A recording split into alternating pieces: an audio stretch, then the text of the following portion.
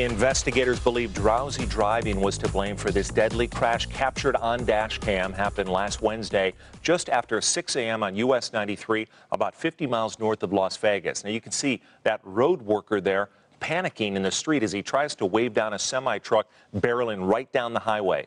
The semi swerves before slamming into 3 other vehicles. 2 people were killed and 3 others were injured.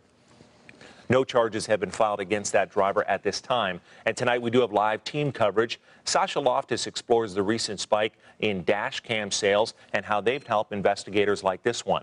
And also Orko Manna is here in studio live with a closer look at just how dangerous and how prevalent drowsy driving has become.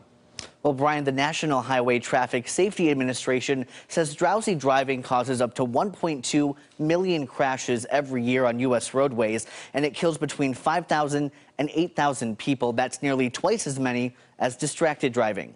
Now, most drowsy driving crashes happen between midnight and 6 a.m. or in the late afternoon, and they most frequently happen on rural roads and highways. So what can you do to stay alert behind the wheel? Experts say you should get 7 to 8 hours of sleep before a major drive. If you start to get sleepy when you're driving, drink 1 to 2 cups of coffee and pull over for a short 20-minute nap in a safe place like a designated rest stop. Some drivers we spoke to say simply getting out of your car for a bit also helps. Every few hours, I make sure I stop, maybe get out and walk around. I mean, whether it's for getting gas or going to the bathroom or something, to just kind of get yourself out of the sitting position and moving around. Now, many drowsy driving crashes involve only a single vehicle with no passengers beside the driver, running off the road at a high rate of speed, often with no evidence of braking. But in some cases, as we saw in that recent video of the semi on US 93, other vehicles can be impacted, and drowsy driving can be quite deadly. So I think we're used to sort of when you're drowsy, for some people, you do that sort of head bob. Are there any other signs that people should be aware of? Like, gosh, it's time for me just to pull over.